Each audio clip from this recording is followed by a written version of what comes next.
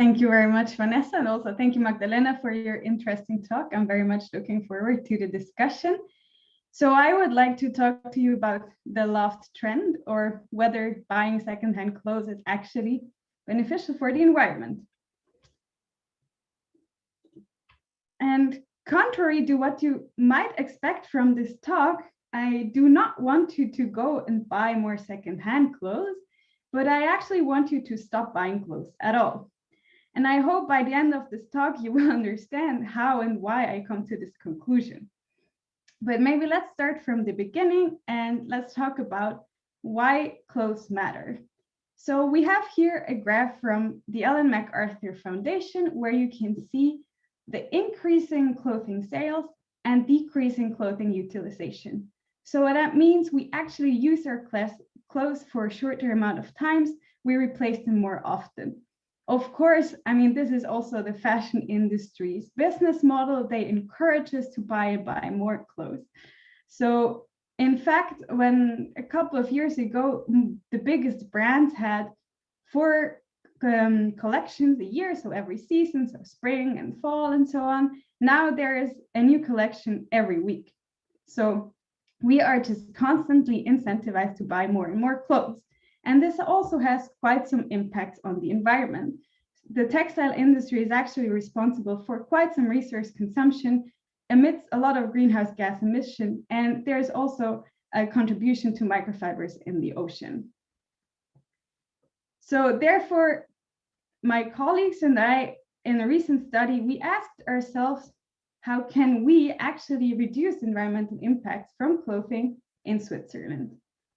And I will guide you through our study and also present you some results. So before we can actually think about how can we reduce the environmental impacts from clothes in Switzerland, we need to ask ourselves what is already there. So we need to assess the status quo. To do so, we look at flows and stocks. So what are the relevant flows in terms of clothes in Switzerland? Where do we have stocks? And we also need to know where are the environmental impacts so that we can actually see where do we have some improvement potential. Once we know whether and where we have some improvement potential, we can think of how can we reduce the environmental impact. And we do this by designing what-if scenarios. So such a scenario could, for example, be, what if everyone just goes and buys secondhand clothes? What if everyone buys sustainable clothes? And when we are designing these scenarios, we actually have to take into account a couple of factors, and I will just highlight the most important ones here. So we have the substitutability, and the substitutability basically says to what extent can a new product be replaced? So to what extent can a new t-shirt be replaced by a secondhand t-shirt? Then we also need to account for whether people are actually willing to buy secondhand clothes. And we also need to look at rebounds. And rebounds, this could be a totally different talk, but just very quickly, rebounds are effects that occur when I save money, for example, if I buy a secondhand t-shirt, because it is cheaper than a new t-shirt. So if I save money, I can spend this money on something else. I can go eat something, I can maybe travel a bit. And I also need to account for the environmental impacts that occur through the saved money that I then spend on other things. So these are things I all need to take into account when I design my scenarios, so that I can then actually also calculate the environmental impacts of the scenarios. In a third step, we then compare the different scenarios to each other, and we also compare them to a baseline scenario. So the baseline scenario, or we also call it business as usual, is just a continuation of current practice. So it's basically, if we do not change anything, that's a baseline scenario. So in our study, we looked at environmental impacts, but of course you could also look at economic factors. You also need to account for social acceptance, technical feasibility, and also political implication, because in the end, what we want to do is come up with a strategy or a suggestion how we can actually reduce the environmental impact from our clothing consumption in Switzerland. So let's have a look at the results from the status quo assessment. Bear with me, this is a material flow analysis, as Magdalena nicely introduced. We have the flows here, so this is the amount of clothes going into Switzerland and the system, and we have the processes in the boxes. So not to bother you with absolute amounts, I scaled the whole material flow analysis down to this flow here. And this is what we buy in Switzerland, or what we actually bought in Switzerland in 2018 in terms of clothes. So this is 100%, and everything else is relative to this amount here. So you can see when we start at the beginning that here we have quite some losses along the way. So we have losses during production, but we also have some losses during the retail phase, mostly due to damage that occurs by transport. And once we have the clothes in our closet, at some point we get rid of them. And actually the largest share of clothes is disposed of with just mixed household waste. So it is burned. Another big share is collected separately, and you've probably all seen these textile bins that are usually next to every other recycling station.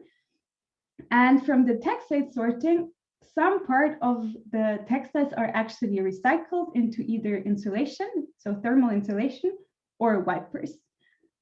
Another share is actually reused abroad, so mostly clothes are exported to Africa, but also another share is incinerated. And finally, from the textile sorting, quite a large share is transported abroad for another sorting, from where, again, clothes are either incinerated, reused, or recycled. I would like to also highlight the very small share of clothes that are collected for reuse in Switzerland. So this is done by these two companies here. And you can see it is just a very tiny amount. So now we know about the flows and the processes, but what about the environmental impacts? And of course, you cannot see it from this graph, but I did the calculations for you.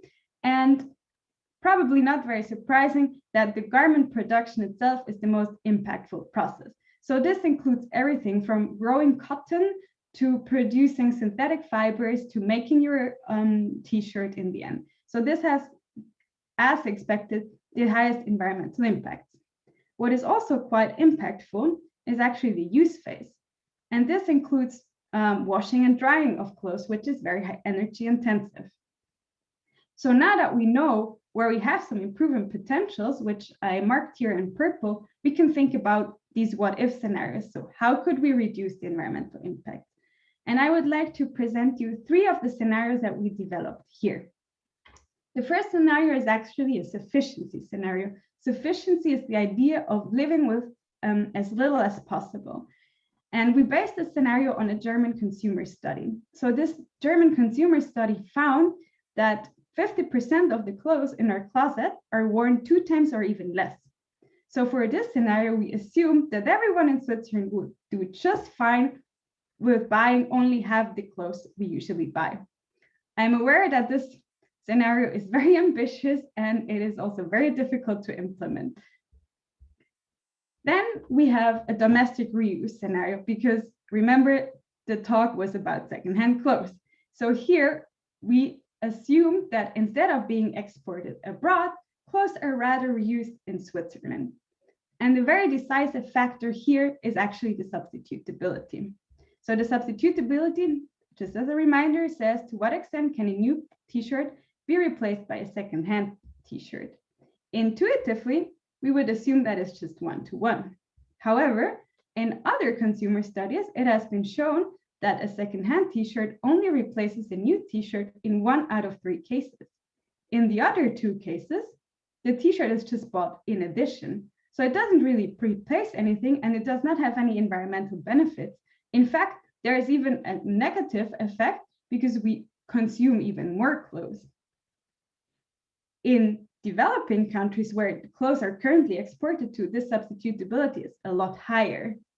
While we save the transport impacts from exporting these clothes to Africa, we lose some benefits because we do not substitute as many clothes when we reuse them in Switzerland as compared to exporting them abroad. So we will see whether there is a trade-off or whether we still gain anything from reusing clothes in Switzerland. Then, to tackle the problem of clothes in mixed household waste, we thought about a repair scenario. So there was this federal study who looked at household waste, and they saw that around 30% of the clothes that are in mixed household waste could be repaired. So repairing is usually not connected to a lot of impacts because you need a little bit of thread, maybe some electricity, and mostly time and knowledge. And it has also been shown that the substitutability of repaired clothes is really high, because if you are going to make the effort to repair your t-shirt or your clothing piece, it's probably very valuable to you. So we then compared these three scenarios to each other in terms of their environmental impacts, and we also compared them to the baseline scenario. And I will show you the results of this environmental impact assessment here. Again, I scaled everything to 100%, where I assumed that the impacts for the business as usual scenario are 100%. Also important to notice here is I'm showing impacts on climate change. So these are CO2 equivalents. So from this graph, you can see or not see the benefit we have from reusing clothes in Switzerland. So in fact, because we have this lower substitutability, because secondhand clothing is very often bought in addition and not instead of new clothes, we do not really gain anything in terms of environmental impact if we reuse them in Switzerland instead of exporting them. If we look at the repair and the sufficiency scenario, we do see some environmental impact saving potential. For repair, however, it's not as big as we would have hoped for, mostly because clothes are not thrown away because they're torn, but because people don't like them anymore, because they don't fit anymore, or because they're not fashionable anymore. So here it's just a little bit of savings. If you remember, the sufficiency scenario assumed that we would only buy half the amount of clothes that we usually buy, we can see there is also quite a drastic reduction in environmental impact. But remember, there's also quite a drastic change in consumer behavior. And I very much doubt that all of Switzerland would be willing to actually decrease their clothing consumption by so much. But we can see there is quite some potential. Interestingly, if we just quickly look at the rebound effects here, we can see that these are very little. So there is not much impact from saving 50% of the expenditures that I usually spend on clothing. And this is mostly due to the reason that clothes have very high environmental impacts per franc spent. So if I save the money, I most likely spend it on something else that has less impact per franc. So let's come back to my initial statement, what I want you to do and what we actually all can do if we want to decrease our environmental impacts from clothing. So as we have seen, the sufficiency scenario has by far the highest potential to reduce environmental impacts, but it is also the most unlikely to be implemented because it requires a lot of change. However, if you can, maybe you should just think about repairing your clothes. And buying secondhand is not bad, but make sure that you buy it instead of a new piece and not in addition. So I hope I was able to explain my initial statement and give you some food for thought. And I'm very much looking forward to the discussion and to answering your questions.